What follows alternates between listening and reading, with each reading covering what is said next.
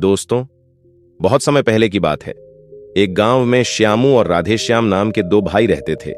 सारा गांव जानता था कि वे भाई हैं, परंतु उनके बीच भाईचारा जैसा प्रेम नहीं था। श्यामू राधेश्याम से बड़ा, तेज और होशियार था। उसने खुद ही राधेश्याम की कृषि भूमि पर कब्जा कर लिया। इसके चलते राधेश्याम के परिवार को काफी मुश्किल वक्त का सामना करना पड़ रहा है।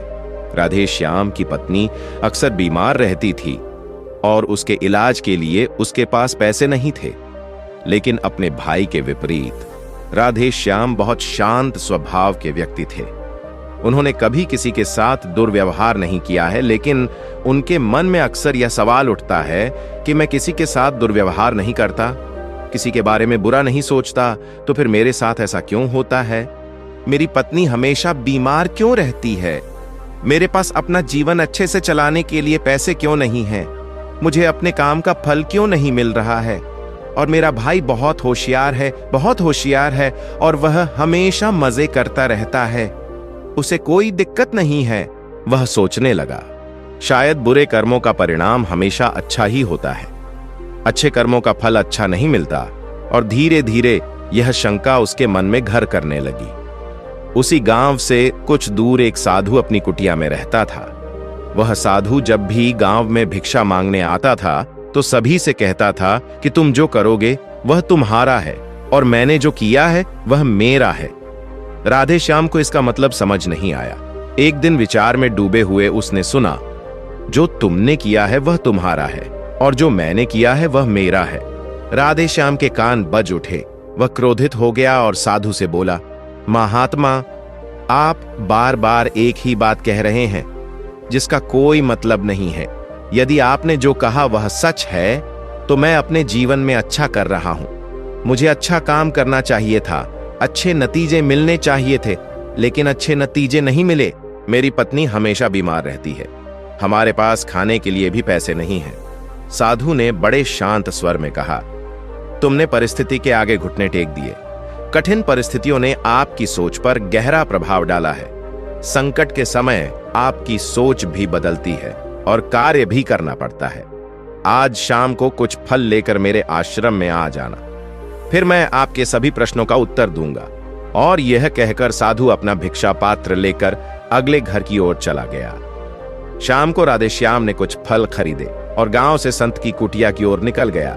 जैसे ही वह सड़क पर आगे बढ़ा तो उसे असीम शांति महसूस हुई, क्योंकि सड़क गांव से दूर थी, इसलिए कोई यातायात नहीं था। रास्ते में अलग अलग जगहों पर कुछ बंदर दिखे। राधेश्याम ने उन बंदरों को कुछ फल खिलाने की सोची, लेकिन फिर उसने सोचा कि जब तक वह फल लेकर आरशी के पास नहीं जाएगा उसे अपने प्रश्न का उत्तर नहीं मिलेगा। इसलिए उसने फल को बंदरों से बचाया और साधु की कुटिया तक पहुंच गया। जब राधेश्याम उस कुटिया में पहुंचा तो साधु ने कहा, अगर उसका ऐसा ही मन था तो उसने बंदरों को यह फल क्यों नहीं खिलाया? यह सुनकर राधेश्याम आश्चर्यचकित रह गया। साधु को कैसे पता चला कि वह बंदरों को फल खिलाना चाहता है?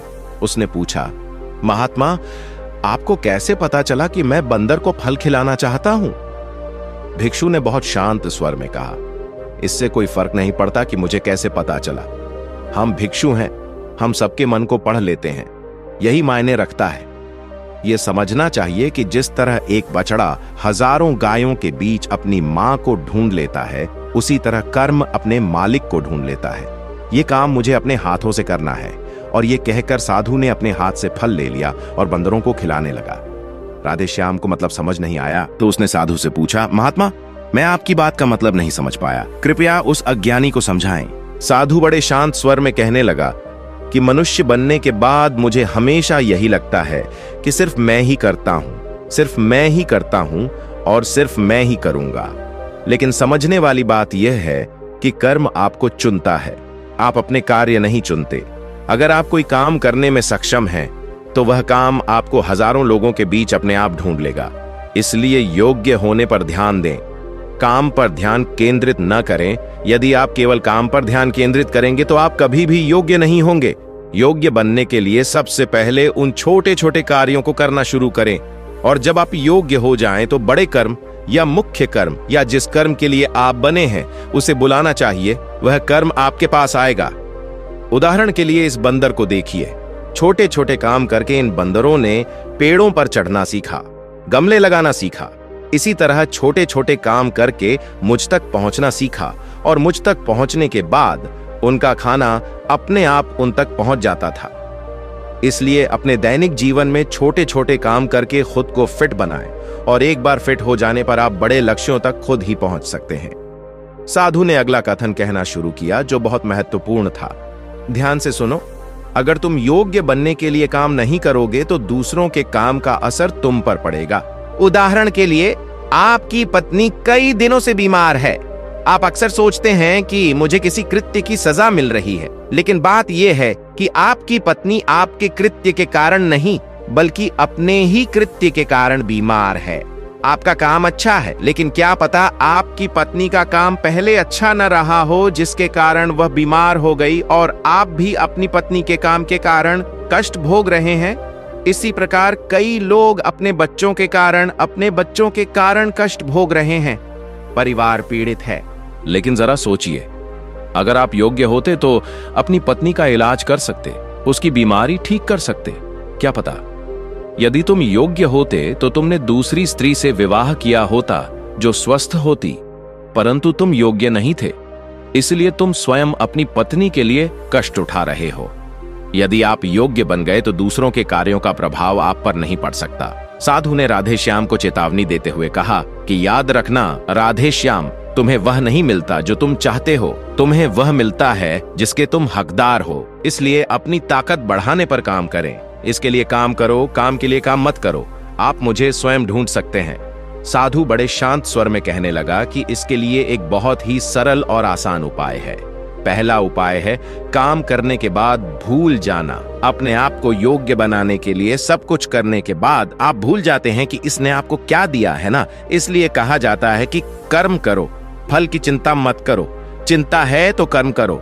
इसका परिणाम यह होता है कि यदि आप ऐसा करते हैं तो आप वास्तव में कोई काम नहीं कर पाएंगे।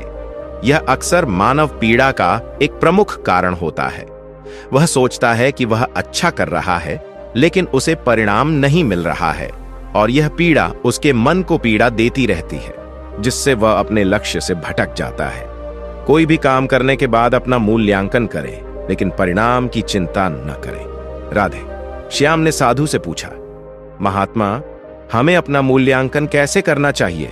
आर्षि ने उत्तर दिया, जब भी आप कोई कार्य पूरा करें तो कार्य पूरा करने के बाद अपने आप से पूछें कि क्या आपका ध्यान उस कार्य पर केंद्रित था या आपका ध्यान कहीं और गया था। इस तरह आप खुद का आकलन कर सकते हैं कि आप उस कार्य पर कितना ध्यान केंद्रित कर रहे हैं, और जितना अधिक आप किसी कार्य पर ध्यान केंद्रित करेंगे उतनी ही आपकी दक्षता बेहतर होगी। और यदि आप केवल उसे प्रसन्न करने के लिए कार्य करते हैं तो आप कभी भी उसके योग्य नहीं होंगे। वह काम तो पूरा हो जाएगा, लेकिन उसका फल आपको नहीं मिल पाएगा। इसलिए स्वयं का मूल्यांकन करें कि क्या आपका ध्यान वहां केंद्रित था या आपके विचार आपको कहीं ले जा रहे थे। और यह सुनिश्चित करने का प्रयास करें कि अगली बार जब आप कुछ करें तो आपके विचार उसी क्रम में हों। क्या आप इधर उधर की बातों में खोए रहते हैं? राधे श्याम ने इस संदर्भ में पूछा कि महात्मा, जब भी हम कुछ करते हैं तो हमारा मन विचारों से बेचैन हो जाता है, अलग अलग चीजों के बारे में सोचने लगता है। फिर हम अपने मन को कैसे नियंत्रित कर सकते हैं? क्या हम केवल एक ही क्रिया पर आधारित हैं? क्या आप इसके लिए कोई समाधान सुझा सकते हैं? आर्षि यह भी कहते हैं कि जब भी आप कोई काम करते हैं और उसमें अपना पूरा मन लगाते हैं तो आपका दिमाग उस काम पर केंद्रित हो सकता है, पूरी श्रद्धा, प्रेम और शुभकामनाओं के साथ मिलकर काम करने से आपका मन भटकता नहीं है। तब विचार आपको दूसरी दिशा में ले जाता है। जब आप उस काम को पूरी निष्ठा से नहीं करते, उसमें पूरा प्यार नहीं डालते, उसमें पूरी निष्ठा नहीं दिखाते, जब आप इन तीन चीजों को कार्य पर लागू करते हैं तो स्वाभाविक रूप से आप कार्य में पूरी तरह से व्यस्त हो जाते हैं और आपका मन और मस्तिष्क एक ही स्थान पर स्थिर हो जाते हैं। प्रवचन का समापन करते हुए आर्षि कहते हैं, यदि कोई इन उपायों का सही ढंग से उपयोग और पालन करता है, फिर वह किसी भी काम के लिए खुद को योग्य बना सकता है और एक बार जब वह योग्य हो जाएगा तो उसे उस बछड़े की तरह ही उसका काम दिया जाएगा। कुछ फलों के बदले में राधे श्याम को आजीवन ज्ञान मिल गया। उसे स्पष्टता मिली, उसके मन के सारे प्रश्न दूर हो गए। उसने आर्षि को प्रणाम किया और अपने घर चला गया। तो दोस्तों, आपने वीडियो से क्या सीखा? अवश्य कमेंट करें। अगर आपको वीडियो पसंद आए तो कृपया इसे लाइक और शेयर करें, और अगर आप ऐसे और भी शैक्षिक वीडियो पाना चाहते हैं तो अभी हमारे चैनल को सब्सक्राइब करें। धन्यवाद और नमो बुद्धाय।